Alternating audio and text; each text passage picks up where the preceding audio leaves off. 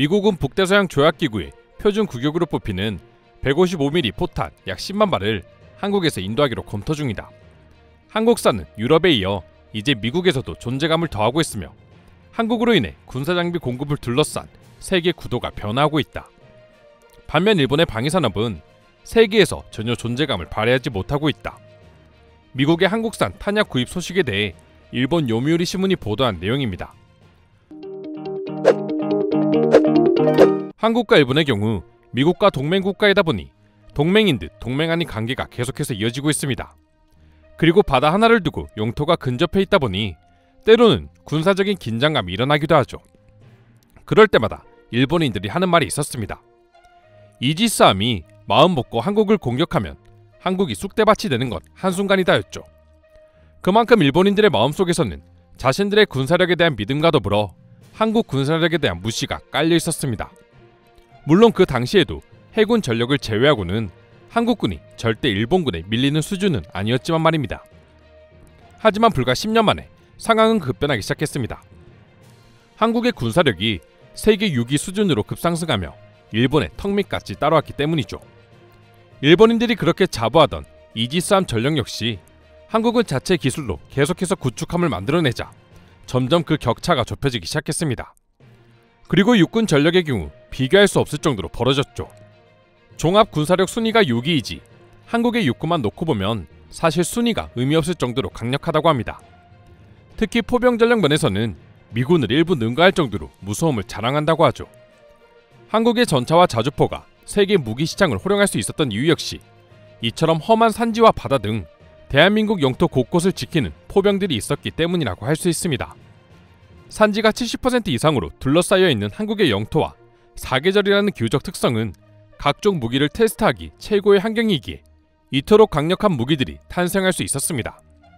그럼에도 불구하고 일본인들은 끝까지 한국의 군사력을 인정하지 않았지만 어느 순간부터 세계 각국으로 이제는 무기를 수출하는 나라의 반열에까지 올라가자 그때부터 일본의 각종 언론들은 불안한 기색을 보이기 시작했습니다. 그리고 일본의 가장 큰 동맹국이라고 할 수 있는 미국마저 폴란드에 이어 한국에서의 무기 수입 계획을 발표하자 이제 스스로 일본은 세계에서 존재감이 없는 나라라고 인정하고 있는 것이죠. 지난 13일 한미 양국 정부 관계자는 회담을 통해 미국이 한국에서 무려 10만 발이라는 대량의 탄약을 구입할 것이라고 밝혔습니다. 현재 미국은 계속해서 무기를 지원하고 있다 보니 무기 창고가 비어갈 수밖에 없는데요. 이를 채우기 위한 국가로 한국을 택한 것이죠. 한국은 전차와 자주포 그리고 권총과 소총에 이어 이제는 포탄과 탄약까지 거의 대부분의 무기를 수출하는 나라가 된 것입니다. 앞선 영상에서 설명드렸던 것처럼 미국은 이미 과거부터 한국의 권총과 소총을 주기적으로 수입하고 있었는데요. 이제는 포탄과 탄약까지 구매하면서 한국의 방산산업 능력을 완전히 인정하게 됐습니다. 정말 60년 전만 하더라도 미군이 사용하고 버린 탄피를 주워 쓰던 한국이 이제는 천조국 미국에 탄피와 포탄을 수출하고 있다니 기사를 보면서도 믿어지지 않는데요. 사실 한국의 탄약 무기 수출은 미국이 처음이 아니었습니다. 이미 2020년에 종합탄약 생산 기업인 풍산은 중동 지역을 대상으로 무려 1,000억 원에 달하는 탄약을 수출하는 데 성공했었습니다. 그 어느 나라보다 무기의 품질을 중요하게 생각하고 항상 실전에 언제 쓰일지 모르는 중동 국가들이 한국의 탄약을 이렇게나 수입하고 있다는 건 결국 국산 탄약과 한국의 방위산업 기술의 우수성이 입증됐다는 걸 뜻하고 있죠. 실제로 한국의 탄약을 직접 사용한 중동 국가들은 한국의 탄약은 정확도와 파괴력 면에서 세계적인 품질 경쟁력을 가지고 있고 이는 한국 군대에서 실전으로 사용된 경험과 노하우가 큰 도움이 된 것 같다라고 말하기도 했습니다. 일본 언론과 네티즌들 역시 한국은 북한과 대치 중이기에 계속해서 무기들이 사용되고 이를 통해 원가 절감과 기술이 축적되고 있지만 일본은 의미 없는 자위대를 중점으로만 소량으로 무기가 만들어지고 있으니 당연히 한국 방위산업에 밀릴 수밖에 없다는 걸 인정하고 있었습니다. 결국 일본인들의 말처럼 한국의 방위산업이 이토록 성장할 수 있었던 이유는 단순히 제조기술이 좋아서라는 점뿐만이 아니라 아무래도 북한과 여전히 대치 중이다 보니 일본과는 비교할 수 없는 실전 경험과 무기 사용을 하고 있다는 점이 크게 작용하고 있습니다. 쉽게 설명해 예비군 훈련에만 가도 여전히 실탄을 사용해 사격을 하고 있는 것처럼 말이죠. 이처럼 일본의 무기가 한국만큼의 성과와 가성비가 나오지 않는 이유는 결국 일본은 근본적인 구조적 문제에서 벗어날 수 없다는 것이 가장 큽니다. 사실 무기라는 것은 연구개발 비용이 가장 큰 비중을 차지하고 있는데요. 반대로 생각해보면 그렇게 개발된 무기를 대량 생산하여 판매한다면 한 기당 가격이 급격하게 감소할 수 있다는 것을 의미합니다. 하지만 일본의 경우 평화헌법으로 인해 무기를 비축하는 것이 금지되어 있다 보니 한국 군대와는 달리 자위대원의 인원수 이상으로는 무기를 만들어낼 수 없었고 결국 극악의 저율 생산으로 인해 살인적인 단가를 가지게 된 것이죠. 게다가 소량 생산을 하는 주제에 인프라도 제대로 자리 잡혀 있지 않아 장기간에 걸쳐 무기를 생산해야 하고 이는 자연스럽게 단가에도 큰 영향을 줄 수밖에 없었습니다. 정부와 방산업체의 정경유착 역시 매우 심각한 사안입니다. 더 큰 문제는 현재 일본은 단순히 정부가 이득을 위해 한 기업에게 일거리를 몰아주는 게 아니라 생존을 위해 어쩔 수 없이 정경유착을 해야만 한다는 점입니다. 일본의 경우 무기 공급 자체가 내수시장에 그치다 보니 방산업체들은 더 이상 성장할 수가 없었고 그렇게 된다면 당연히 해외로 떠나거나 파산을 당할 수밖에 없습니다. 현재 일본에서 실제로 벌어지고 있는 일이기도 하죠. 일본 경단련의 방위산업 담당 관계자는 방위 관련 사업을 하는 회원사의 수는 현재 60개로 최근 몇 년간 10개 정도 줄었다고 밝혔습니다. 대표적인 건설장비 업체인 고마스는 업그레이드된 장비가 방위청 요건에 충족하지 못하자 장갑차 개발과 생산을 중단해야만 했고 미쓰이조선은 군함부대를 미쓰비시에 매각했으며 스미토모 공업은 장기적인 전망이 어둡다는 이유로 5.56mm 기관총 생산을 중단했습니다. 주요 전자 및 화학물질 제조사이자 군용기 태역 자석의 공급사인 다이셀은 이익을 내지 못하는 방위 사업을 포기하고 자원을 다른 곳에 투자하고 있는 실정이었죠. 상황이 이렇게 흘러가니 결국 일본 정부에서도 죽어가는 방산업체에게 어떻게든 일감을 조여할 수밖에 없는 입장이 되었는데요. 그렇다 보니 정경유착은 자연스럽게 따라오게 되었고 무기를 생산할 기술력과 기반이 안 되어 있는 업체에게도 부품 생산을 맡기는 일까지 벌어지면서 결국 가격은 비싸고 성능은 최악인 무기들까지 탄생하게 된 것입니다. 대표적으로 전 세계에서 가장 극악하다는 총 미네베아 PM9가 있는데요. 해당 총은 권총탄을 쓰는 기관단총으로 우리에게도 익숙한 총인 우지를 거의 베낀 듯한 모양새가 특징이었죠. 문제는 단가가 굉장히 저렴하기로 유명한 우지와는 다르게 PM9의 경우 한정에 무려 400만원에 육박했다는 점인데요. 권총탄 기반의 총이 최근 일본에서 나오는 소총류보다 훨씬 비싼 것입니다. 물론 일본 방위산업 특성 때문에 단가가 높은 것도 있지만 정말 말도 안 되는 이유가 하나 더 존재했습니다. 바로 프레스기가 없어 하나하나 절삭 가공을 해야 했기 때문에 가격이 비싸다는 거였죠. 한국의 웬만한 중소기업도 하나씩은 가지고 있는 프레스기가 니케이 225에 들어갈 정도의 커다란 기업인 미네베아에 없다는 것이 어이가 없는데요. 결국 프레스기가 없어서가 아니라 단가를 불려 이득을 취하기 위한 행동이었던 것이죠. 부속을 하나하나 깎고 있으니 가격은 더욱 올라갈 수밖에 없는 것입니다. 문제는 그렇다고 성능이 좋았던 것도 아니었습니다. 프레스기를 사용하지 않다 보니 기관단총의 필수라고 할 수 있는 개머리판조차 만들지 못했죠. 분단 1100발을 쏴야 하는 기관단총에 개머리판이 없으니 당연히 반동은 잡을 수조차 없었고 코앞에서도 목표물을 맞출 수 없는 쓸모없는 총이 되어버렸습니다. 이후 나온 해결책 역시 반동을 제어해줄 소형기와 수직 손잡이를 다는 것이었는데 개머리판이 없어 견착을 못하니 아무런 의미가 없었고 오히려 총의 가격만 불어나 기업만 또다시 돈을 벌게 될 뿐이었습니다. 결국 일본은 국방력 약화를 막기 위해 방산업체에게 필요도 없는 일을 주고 그렇게 쓸모도 없는 총들은 다시 자위대로 들어가 국방력을 약화시키는 악순환이 반복되게 된 것입니다.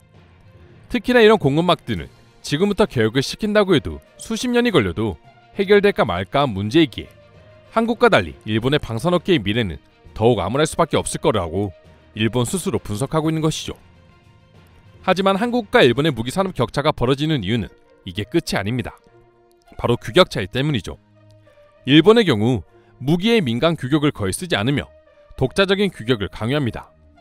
그렇기에 앞서 설명한 고마스처럼 방위청의 국방 규격을 충족하지 못해 무기 개발을 포기하는 일들이 비일비재하게 일어나고 있습니다. 하지만 한국은 굉장히 효율적이며 유연한 체제로 방위산업청과 민간업체가 유기적으로 움직이고 있습니다. 이와 관련해 지난해 방위산업청에서는 새로운 표준화 업무 규정을 개정하기로 했는데요. 기술의 발전 속도와 신속 획득을 지원하기 위해 민간 기술가의 제안을 통한 효율적인 국방 규격 업무를 위해서였죠. 이로 인해 앞으로는 신속 연구개발 사업을 통해 군사적 활용성을 인정받는다면 국방 규격을 제정할 수 있게 되었습니다. 또한 기존에는 업체가 소유하는 지식재산권은 국방 규격에서 제외하는 것이 원칙이었지만 지금은 정부와 업체가 지식재산권을 공동 소유하는 경우 국방 규격을 제정할 수 있어 군과 민간업체가 유기적으로 움직일 수 있는 군민일체의 모습이 가능하게 되었습니다. 지금 한국의 무기들이 해외에서 불티나게 팔리고 또 그만큼의 수량을 맞출 수 있는 것도 이처럼 정부와 방산업체가 한 마음으로 힘을 합쳤기 때문에 가능했던 것이죠. 그리고 마지막으로 한국과 일본 사이에는 절대로 극복할 수 없는 차이가 있습니다. 바로 일본은 전범국가라는 것입니다. 현재 일본의 방위산업이 망해가는 근본적인 이유라고 할 수 있죠. 그만큼 적도 많고 규제도 많기 때문입니다. 반면 한국은 전 세계적으로 봐도 북한을 제외한다면 적이 없다고 해도 무방합니다. 오히려 휴전국가라는 타이틀은 한국의 무기가 실전에 활용하기 좋다는 것을 입증해주고 있는 상황이죠.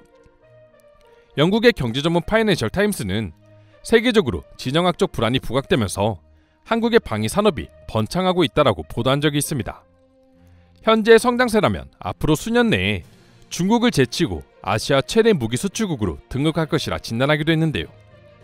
남중국해에선 중국의 무력가시와 외교적인 문제로 인해 인도네시아와 필리핀 등 신흥국이 국방에 보다 많은 자원을 쏟게 되었고 일본과는 달리 한국은 지정학적으로나 역사적인 앙금이 거의 없다 보니 중동과 인도 대륙 혹은 동남아시아까지도 무기 수출 부분에서 일본이나 중국보다 유리한 여건을 가지고 있다 분석되고 있습니다. 즉 일본의 경우 아무리 무기를 잘 만들어내도 수입해줄 국가를 찾기 쉽지 않은 것이죠. 이처럼 한두 가지 문제가 아니라 뿌리부터 모든 것들이 무너지고 있으니 일본 언론들조차 미국의 한국 탄약 구입 소식에 일본은 세계에서 존재감이 없다고 보도하는 게 아닐까 싶은데요. 그럼 지금부터 관련 소식을 듣고 일본인들은 어떤 반응을 보여주고 있는지 자세히 소개해드리도록 하겠습니다.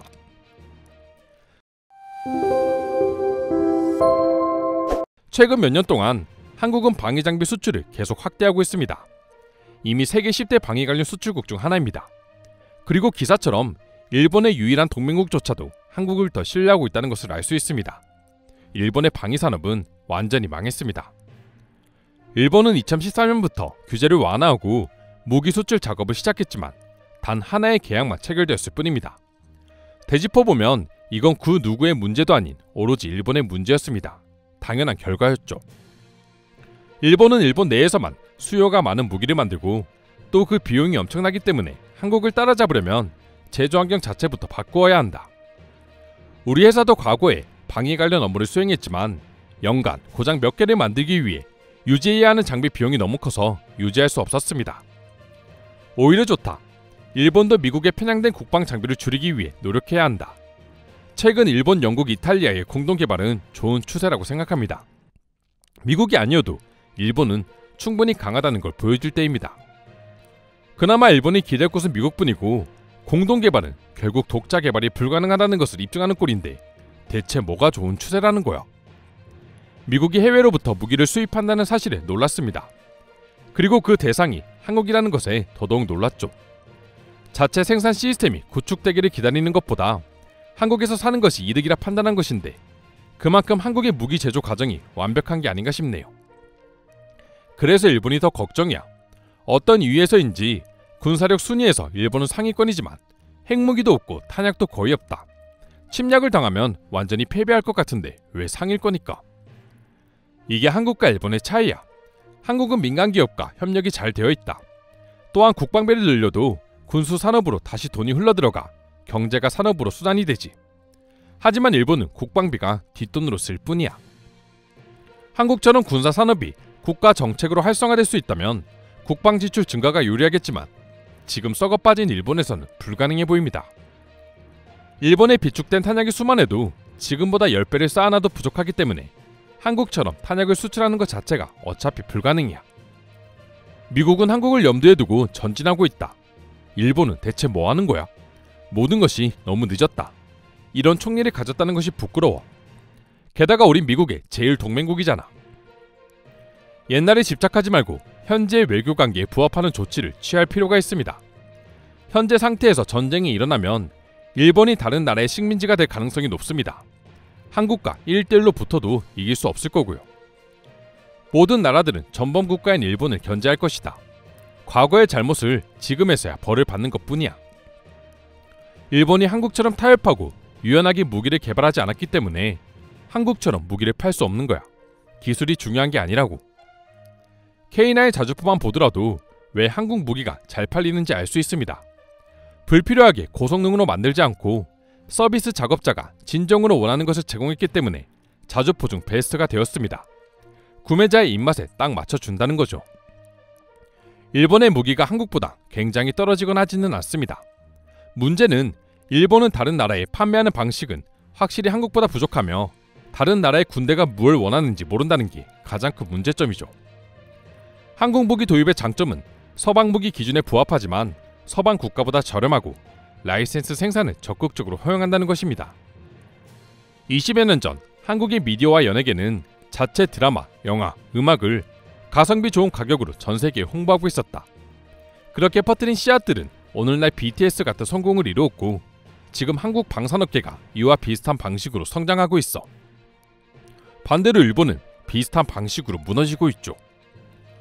문제는 한국의 방산업계는 지금이 BTS 오징어 게임과 같은 시대가 아니라 이제야 전 세계에 씨앗을 뿌리고 있다는 것이죠. 즉 아직 제대로 된 성장은 시작하지도 않았다는 겁니다. 이제 일본의 유일한 동맹국인 미국도 일본을 쳐다보지 않고 있다. 적어도 방산에 관해서만큼 말이야. 한국을 이기기는커녕 배워와도 모자랄 판이다. 모아두었던 돈은 다 바닥이 나고 무기뿐만 아니라 그 어떤 분야에서도 더 이상 내수 시장만으로 살아남을 수 없게 됐습니다. 생각을 해봐. 탄약이 문제가 아니야. K2는 8천만 엔이고 K9은 5천만 엔이야. 딱 봐도 말도 안 되게 싸다고 생각하지 않아? 10식 전차 한 대 가격으로 K2 전차 10대 이상을 살 수 있다는 말이라고. 이건 정말 심각한 상황이야.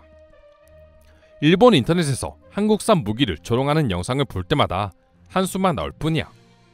이상으로 한국의 미국 탄약 수출에 대한 일본인들의 반응 소개해드렸습니다. 오늘도 끝까지 영상 시청해주셔서 감사드리며 여러분들의 구독과 좋아요는 영상 제작에 큰 힘이 됩니다. 이상 종크TV였습니다.